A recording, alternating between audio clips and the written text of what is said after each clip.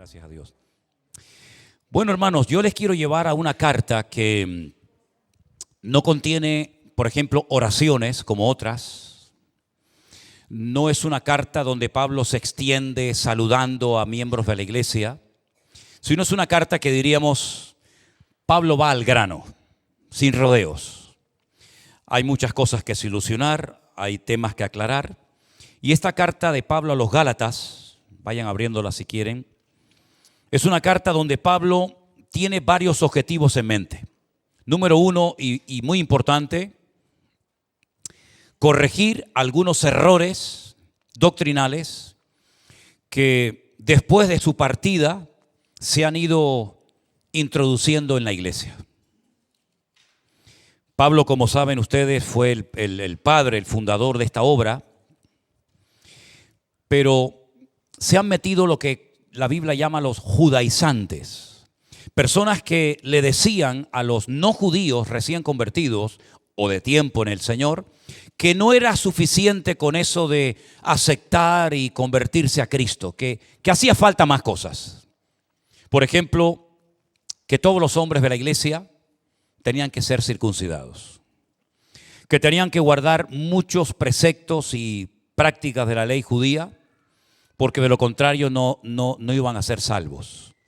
Claro, cuando Pablo escucha estas cosas, él siendo judío, les dice, hermanos, ¿quién se ha atrevido a enseñar en la iglesia un evangelio diferente al que yo les enseñé? Dice, no es que haya otro evangelio diferente, pero hay algunos que se atreven a predicar un evangelio diferente al verdadero, al auténtico. Al evangelio que recibimos de nuestro Señor Jesucristo y que nos esforzamos por enseñarles a ustedes. ¿Qué es eso de que se tienen que circuncidar? ¿Y qué es eso que tienen que guardar la ley? Cuando ya en el concilio de Jerusalén se dejó bien claro que a los gentiles no hay que obligarlos a cumplir con leyes que ni nosotros ni nuestros padres fuimos capaces de cumplir. Así que, por favor, que nadie os perturbe, que nadie sacuda vuestra fe ni envenene la sana doctrina de la iglesia, porque eso no es bíblico, eso no es correcto. Y ya digo, el objetivo principal de Pablo cuando escribe esta carta es decirle a los hermanos de Galacia, no permitan, no dejen que nadie, se llame quien se llame y sea quien sea, se meta en la iglesia, aprovechando que yo no estoy, para enseñarle cosas raras y envenenar vuestra fe y ponerles nerviosos, ¿vale? Pablo sabía que si no corregía desde el principio estos argumentos, estas falsas doctrinas y enseñanzas, el evangelio corría peligro. Porque fíjense ustedes, desde el siglo I hasta nuestros días, la cantidad de herejías, la cantidad de falsas doctrinas, la cantidad de falsas enseñanzas que el enemigo ha tratado, y a veces lo ha conseguido, hay que ser sincero, meterlas en las iglesias. Por lo tanto, él escribe esta carta para dejar bien claro que muchas de las cosas que estas personas ajenas a la iglesia, que van de visita, que vienen con el título de que son judíos y que vienen de Jerusalén, etcétera, pues él quiere dejar bien claro que sea quien sea y se trate de quien se trate, no le hay que permitir a nadie que enseñe un evangelio diferente. Es más, Pablo emplea una palabra muy fuerte. Porque Pablo tenía una característica y es que él lo dijo, no es que lo estoy inventando yo, él dijo que él era, la palabra que emplea la Biblia es tosco, dice yo soy tosco en la palabra, muy directo, muy al grano, no se andaba con rodeos, sino que, como dicen por ahí, al pan y al vino, ¿no? Pablo decía, si alguno se atreve a predicar un evangelio diferente, sea anatema. Y es una palabra que significa maldito. Es fuerte, ¿eh? Maldito el que esté enseñando una falsa doctrina en la iglesia y les esté perturbando y les esté poniendo nerviosos cuando yo los he parido a ustedes con tanto cariño, con tanto amor y los cuidé como se cuida un niño recién nacido. Y Pablo dice aquello de otra vez estoy sintiendo dolores de parto por ustedes hasta que Cristo sea perfectamente formado en vuestras vidas. A Pablo no le hacía ninguna gracia que se estuvieran enseñando estas doctrinas falsas en la iglesia, pero emplea un argumento aún más fuerte y dice, incluso si hasta un ángel del cielo se atreve a predicar un evangelio diferente, no le prestéis atención, porque entonces no es un ángel bueno, sino es un demonio, es un ángel malo. Y ustedes saben que hay personas que dicen que han recibido visita de ángeles y que le han revelado cosas que no están en la Biblia. Es más, que están en contra de la Biblia. Y para no ir más lejos, por ejemplo, la famosa secta esta de los mormones, estos chicos rubios con camisas blancas, con la chapita negra aquí, ¿los han visto alguna vez, no? Bueno, el fundador de esa secta, un joven de 18 años llamado Joseph Smith, dijo que se le presentó un ángel que se llamaba Moroni, otros dicen que se llama Morón, no se ponen de acuerdo. A lo mejor eran gemelos, Morón, Moroni, Morón y Morón, ¿no? Y entonces dice que lo levantó y lo llevó a un lugar y le dijo, escarba debajo de ese árbol, y dice que encontró unas planchas de oro en un idioma que nadie podía entender, y este ángel le dio la interpretación de esas planchas y entonces él las tradujo al inglés, claro, no podía ser de otra manera, ¿no? Y escribió el libro del Mormón. ¿Quién se lo reveló? Un falso ángel del cielo. Pero ya lo decía Pablo, si aún un ángel del cielo se atreve a predicar o a enseñarles a ustedes o a compartirles una enseñanza contraria al verdadero evangelio, no le prestéis atención. Bueno, lo mismo le pasó a Mahoma.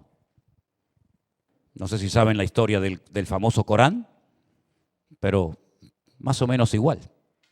Es decir, qué cuidado tenemos que tener a la hora de ser muy celosos con el tema de la doctrina.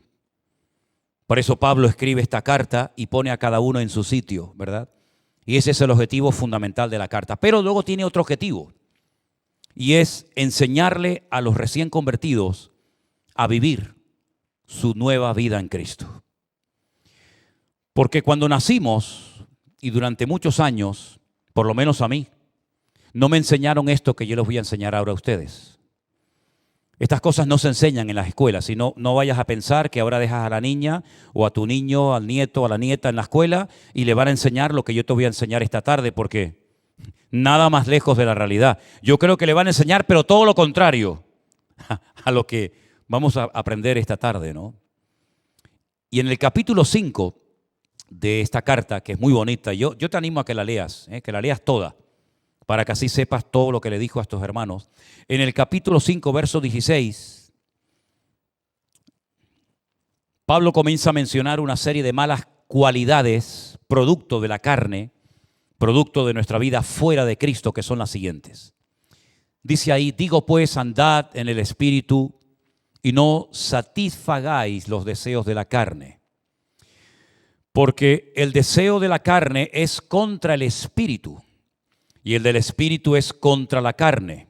Y estos se oponen entre sí, para que no hagáis lo que queréis. Pero si sois guiados por el Espíritu, ya no estáis bajo la ley. Y ahora comienza a darte cuenta y enumera todo lo que él va a mencionar como obras de la carne. Adulterio, fornicación, inmundicia, lascivia, idolatría, hechicerías, enemistades, pleitos, celos, iras, contiendas, disensiones, herejías, envidias, homicidios, borracheras, orgías. ¿Cuántas van? ¿No las contaron? Bueno, ¿cuántas? Okay. Y cosas semejantes a estas, acerca de las cuales os amonesto, como ya os lo he dicho antes, que los que practican tales cosas no heredarán el reino de Dios. Ahora, con esta lista que hemos leído esta tarde de 17 o 18, las que sea, obras de la carne, ¿cuántas practicaste tú? No lo digas. Aquí no tenemos que saber la vida de nadie. Pero piensa, pues mira, esta no, esta sí, esta un poquito, esta mucho. ¿Sí o no? ¿No nos sentimos identificados por lo menos con una de las cosas que se han mencionado? Algunos dicen, no, yo con 5, yo con todas. Bueno, cuidado, ¿no? Así era nuestra vida antes de conocer a Cristo. El que no cojeaba de una pierna, cojeaba de la otra. Así éramos antes de conocer a Cristo, dominados por la carne, dominados por las pasiones y los deseos, opuestos a la vida cristiana, ¿verdad? Y Pablo las enumera porque él incluso probablemente practicó algunas de ellas, aunque presumía de ser muy religioso. No significa que los religiosos no son pecadores. Cuidado, porque cuando el Señor Jesucristo habló a los religiosos de su época, Mateo capítulo 23, los escribas y los fariseos, les dijo cosas que uno dice, pero ¿cómo una persona profesional de la religión, religioso, puede practicar esas cosas? Bueno, el ser humano es así. Tarde o temprano la carne nos va a dominar y tarde o temprano la carne saldrá afuera. Y hay pecados, lógicamente, que son más notorios que otros pasan más desapercibidos, pero hay otros pecados y otras acciones de la carne que no pueden pasar desapercibidas. Sin embargo, Pablo ahora da un giro completo a la línea de pensamiento que viene desarrollando. Y entonces él ahora dice, estas son las manifestaciones de la carne. Estas son las cualidades negativas que todo ser humano sin Cristo, de alguna manera u otra, está sumergido en ellas. Pero yo les voy a enseñar otro estilo de vida, otro modelo de vida, que es el que está dominado por el fruto del Espíritu Santo. Vamos a leerlo. Verso 22. Si lo quieren leer conmigo en altavoz, no me importa, ¿eh? Mas el fruto del Espíritu es amor, gozo, paz, paciencia, benignidad, bondad, fe, mansedumbre, templanza. Contra tales cosas no hay ley. ¿Cuántas contaron? 9. 9. Empezando por el amor y terminando por la templanza. Claro, de cada una de las palabras se podría hacer un estudio bíblico. Yo hoy estuve estudiando las palabras en el idioma original, que es el griego en este caso, y es muy interesante porque hay palabras que se empleaban para distintos usos, ¿verdad?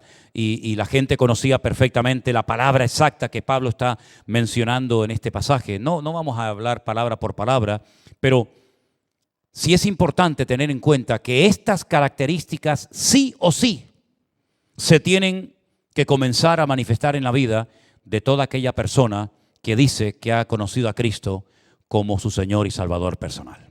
El domingo hablamos de la conversión, ¿se acuerdan? Lo que es y lo que no es la conversión. Dije que la conversión es mucho más que venir a un culto. La conversión no es cambiar de religión. La conversión es nacer de nuevo. Las cosas viejas pasaron, he aquí todo es hecho nuevo, ¿verdad? Y esa vida nueva que tenemos en Cristo Jesús, la pregunta es, ¿cómo se vive? ¿Qué tengo que hacer ahora? Porque ya sabía cómo vivir en el mundo.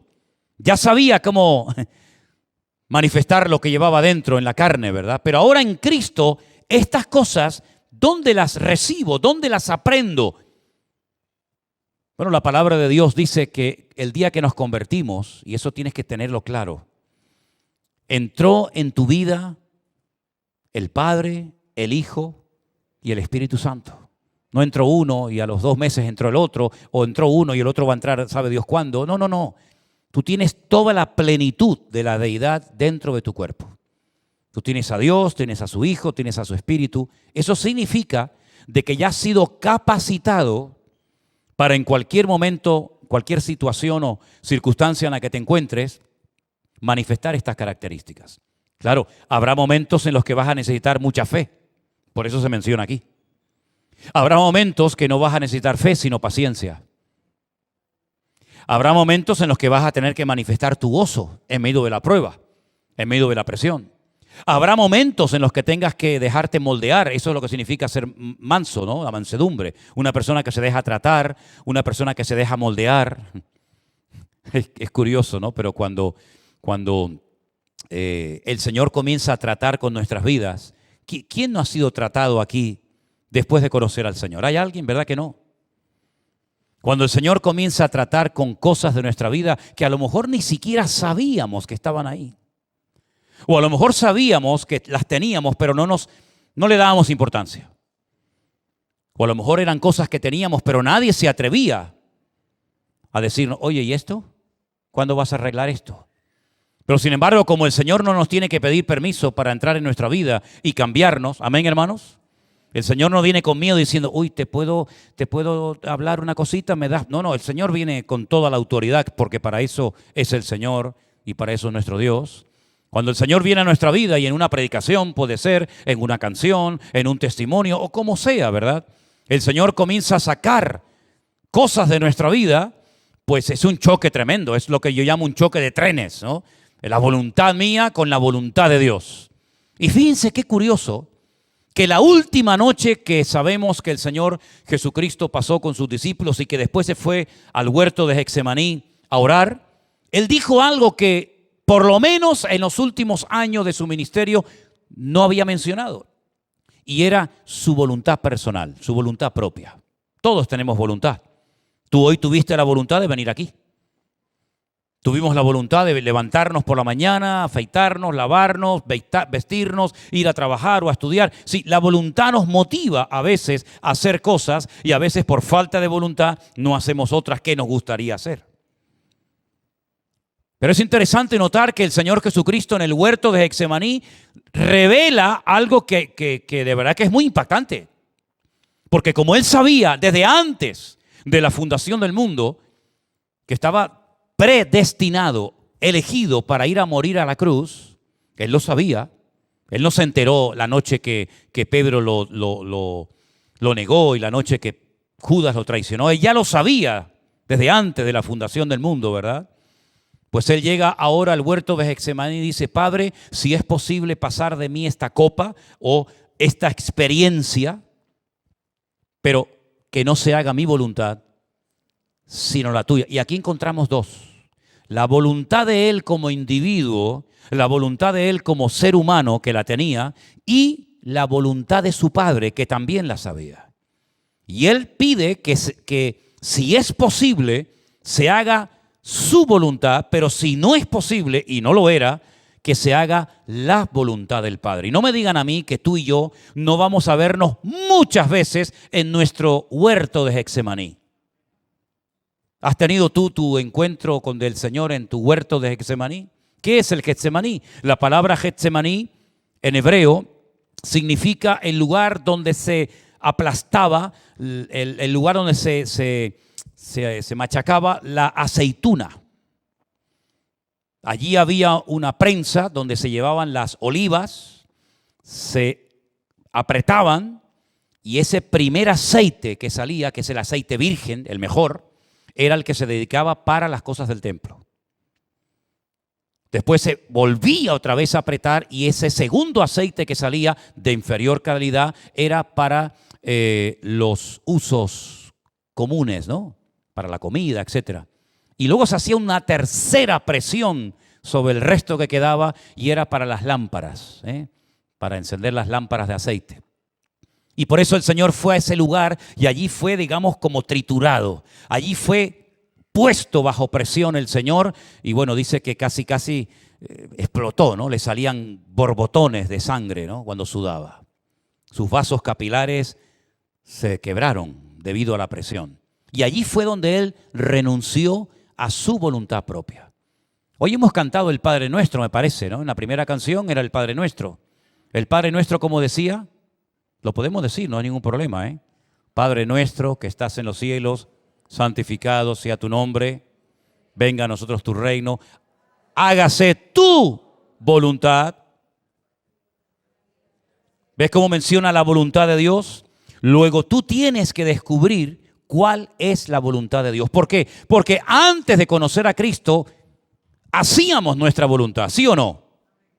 Nosotros éramos los que mandábamos. Ahora hago esto, ahora hago aquello, ahora estoy con esto, ahora estoy con aquella, ahora esto me gusta, esto no me gusta, ahora compro esto.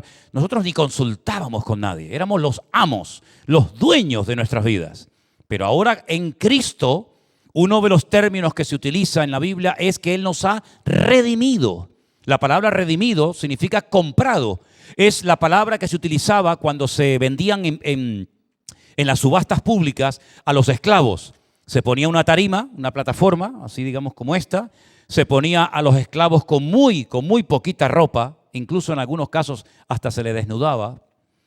Y pasaban las personas que querían comprar esclavos, como si fueras a comprar un coche, ¿no? Una bicicleta, una moto. Le revisabas la dentadura, la musculatura, si era viejo, si era joven, si estaba sano, si estaba enfermo, y entonces pujaba. Si había una subasta, yo doy 30 denarios, yo doy 35, yo doy 40, adjudicado a fulanito de tal, se lo lleva, ¿no? Bueno, la palabra redimido viene de ese proceso de comprar esclavos. El Señor a ti y a mí nos compró, ¿sí o no? No con dinero. No con cosas corruptibles, dice la Biblia, sino con la sangre preciosa de Jesucristo. Ahora tú imagínate, tú eres el esclavo hace 2000 años, un señor te acaba de comprar y te lleva a su casa.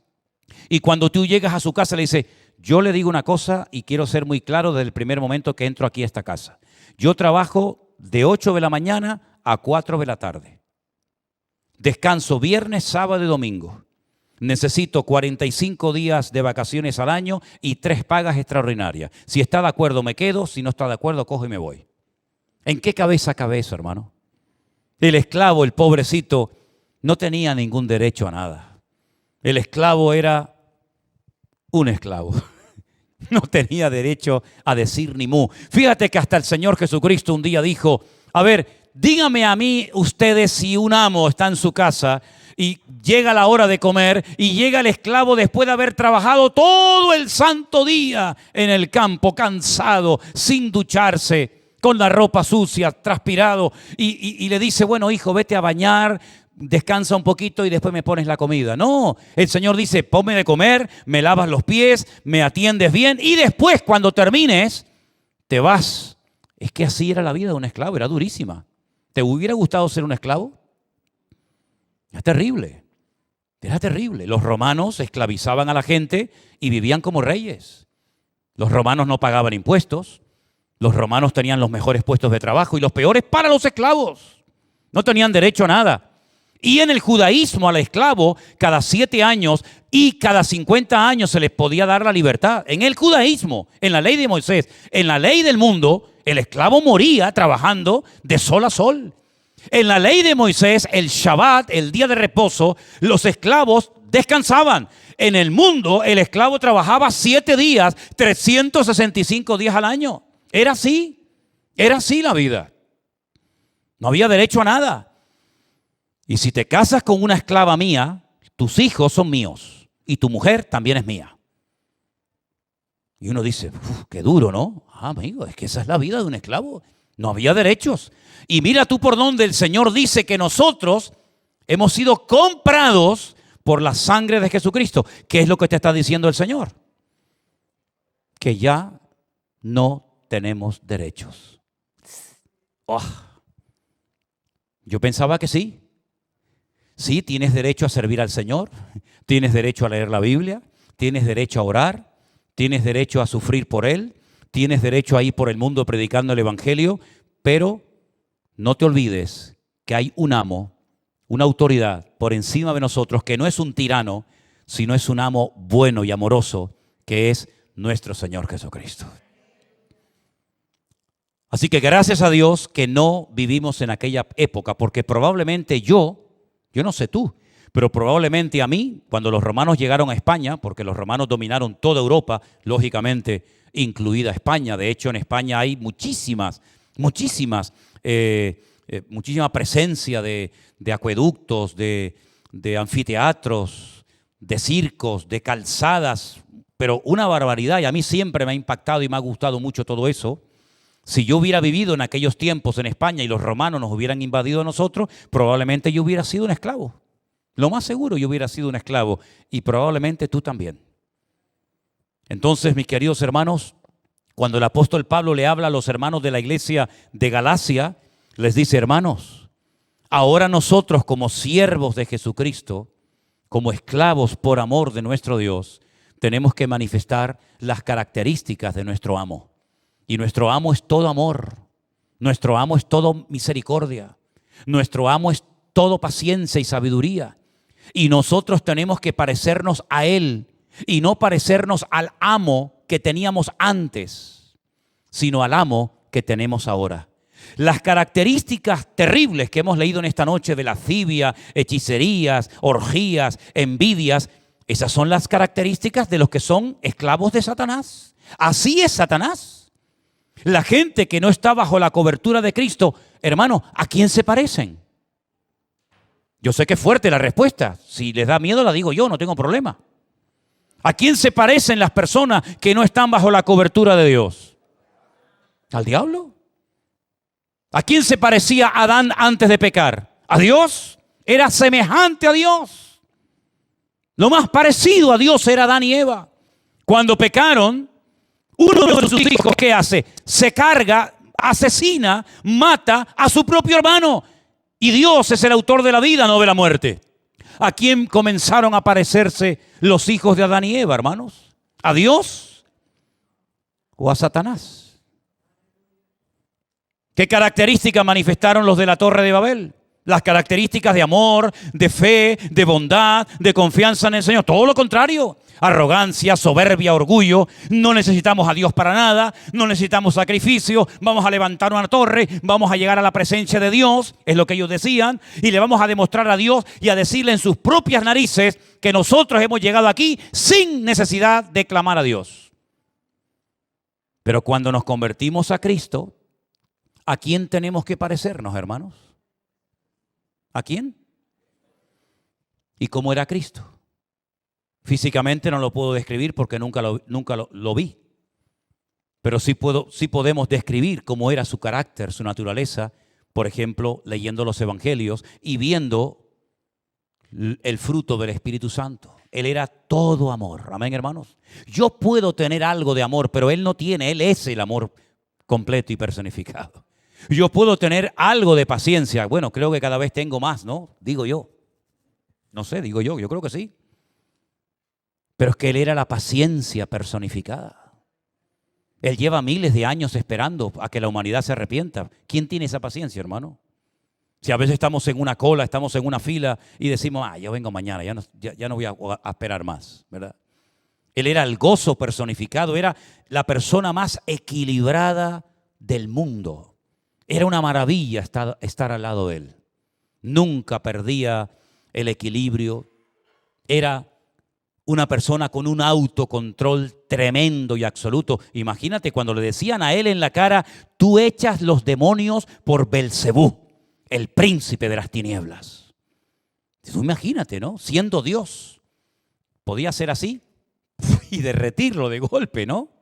Sin embargo, dice que no maldecía cuando le maldecían, sino que encomendaba la causa al Padre.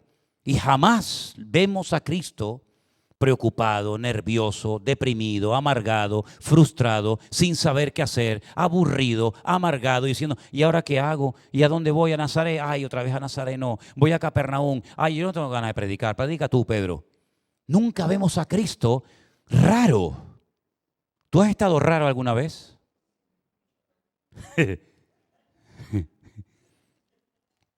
Yo me acuerdo una vez, le voy a contar un secreto. Una vez iba en un coche, estaba llevando a una hermana a un sitio y yo le dije, oye, es que esta persona es muy rara, tú. Hablábamos de una persona, ¿no? Y me dice esta hermana, a lo mejor los raros somos nosotros y no es él. Digo, pues mira, a lo mejor tienes razón. Porque nosotros siempre nos fijamos cómo son los demás. Pero claro, a veces sería bueno mirarnos también un poquito más al espejo, ¿no? Porque a lo mejor los raros somos nosotros, ¿verdad? Pero el Señor no era un Señor raro, amén. Le caía bien a las personas que le amaban y por supuesto las personas que no querían hacer la voluntad de Dios lo odiaban, porque solamente su presencia ya ponía nerviosa a la gente. Me llama mucho la atención, no me voy del tema, pero me llama mucho la atención cuando uno lee los evangelios, a partir del capítulo 11 de San Juan, cuando Él resucitó a su amigo Lázaro, ¿se acuerdan? Menuda resurrección, 4 días muerto y el Señor lo levanta. Dice que los judíos vinieron para ver a Lázaro porque querían matarlo. Y uno dice, pero ¿se dan cuenta del milagro? ¿Saben que Lázaro ha estado comido por los bichos ahí en esa tumba hace 4 días y ahora en vez de arrepentirse y decir, Dios mío, perdónanos, vienen para matar a Lázaro, para matar el milagro y para matar también al Señor Jesús. Qué tremendo, ¿no? Mira, ayer en una reunión que tuvimos con los jóvenes de la iglesia virtual, una chica hizo una pregunta y me dijo, ¿qué tengo que hacer para vivir una vida santa?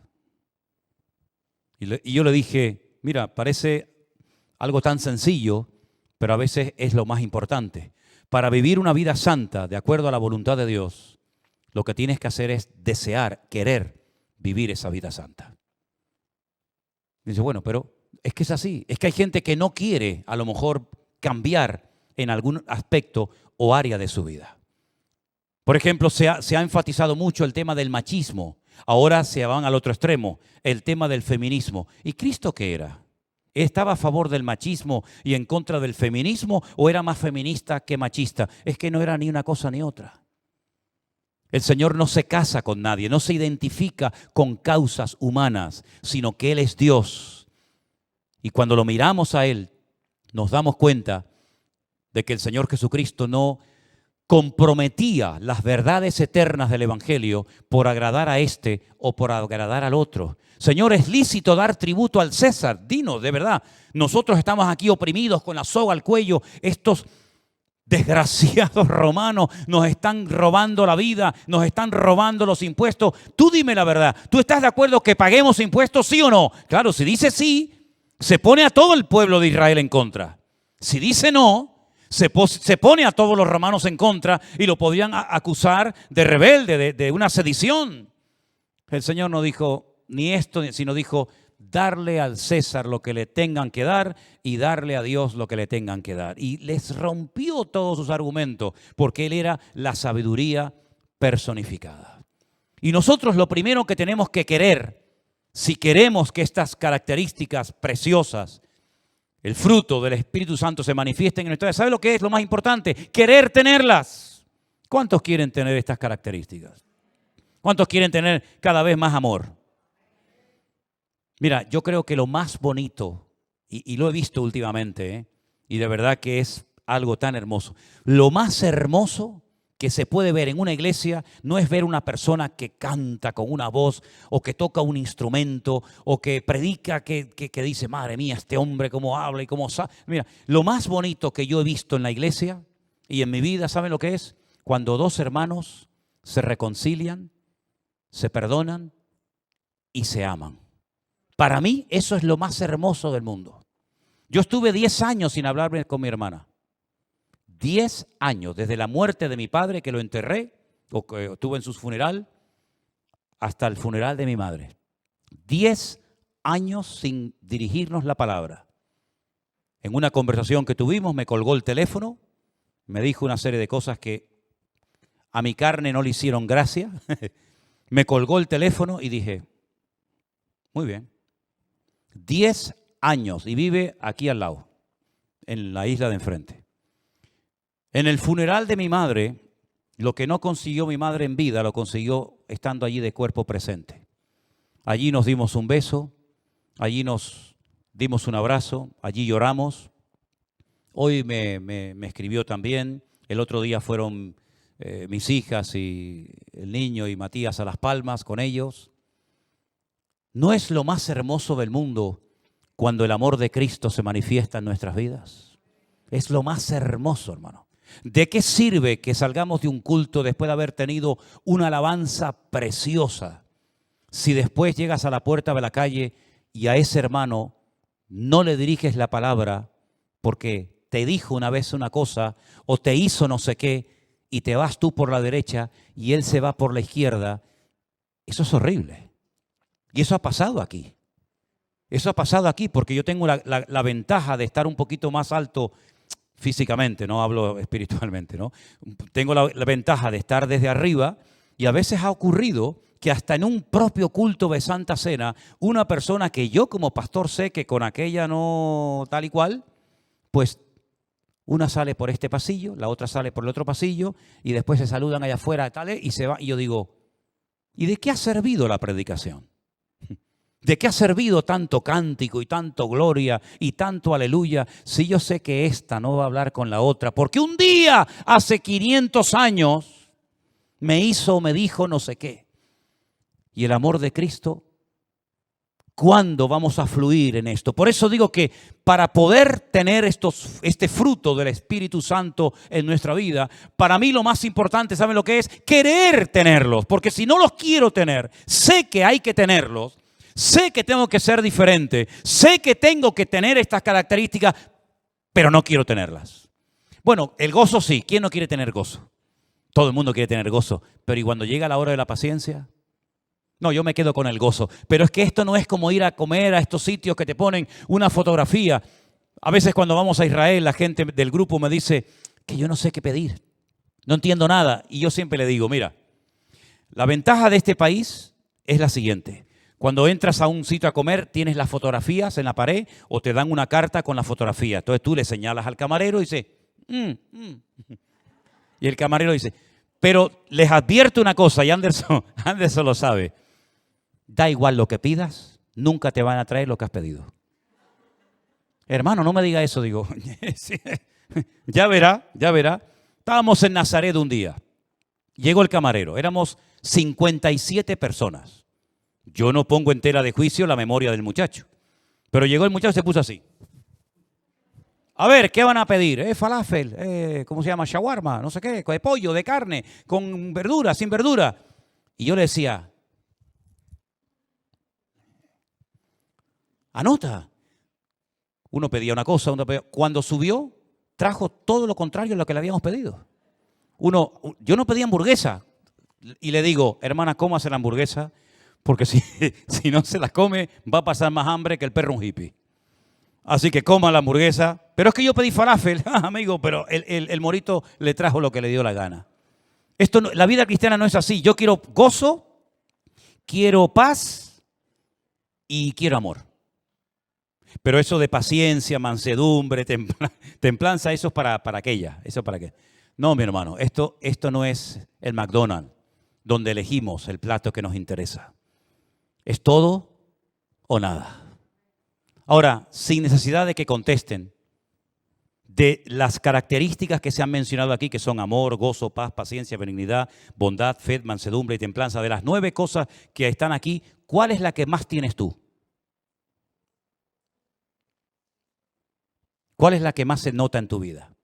¿Y cuál es la que menos se nota? ¿De cuál puedes presumir de si yo tengo mucho de eso? De eso yo tengo mucho. Pero de esta, no tengo nada. Pues entonces, hermanos, en vez de presumir de lo que tenemos, vamos a orar por lo que no tenemos. Porque hay un refrán castellano que dice, dime de qué presumes y te diré de qué careces. Así que a veces, si creemos tener algo, a ver si resulta que no tenemos ese amor o ese gozo o esa paciencia como la deberíamos de tener en nuestra vida. Así era nuestro Señor Jesucristo, amén, hermanos, lleno de amor, de gozo, de paz, de paciencia. Así era y así tenemos que ser tú y yo. ¿Cuántos les gustaría parecerse a Cristo? Ahora sí les pido que levanten la mano. ¿A cuántos les gustaría parecerse a Jesús? Ponte de pie conmigo. Como yo también estoy de acuerdo con esa petición, vamos a orar juntos al Señor y pedirle, ayúdame, Señor. Ahora, seamos sinceros, de verdad. ¿No tienes hoy más amor que hace un año atrás? Sí, es la verdad. No tenemos todo el que tenemos que tener, pero hombre, ¿no tienes hoy más paciencia que hace un año atrás? Entonces vamos bien encaminados, hermano. Vamos bien, gracias a Dios. No vamos para atrás como el cangrejo. Vamos caminando de bendición en bendición en el nombre del Señor. Padre, gracias te damos en esta tarde por tu palabra preciosa que nos motiva y nos anima a seguir adelante en la carrera. Te pedimos, Señor, nosotros queremos parecernos a ti. Queremos, Señor, que estas características de tu carácter se manifiesten en nuestras vidas. Y reconocemos, Señor, que nos falta mucho. Reconocemos, Señor, que todavía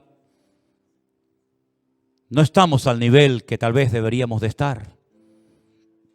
Pero te pedimos humildemente en esta noche, Señor Jesús, ayúdanos a crecer y a desarrollarnos de una forma sana cada día de nuestra vida. Gracias, oh Dios, por tu paciencia y por las oportunidades que nos das de aprender y de mejorar cada día. En el nombre de Jesús. Amén y amén.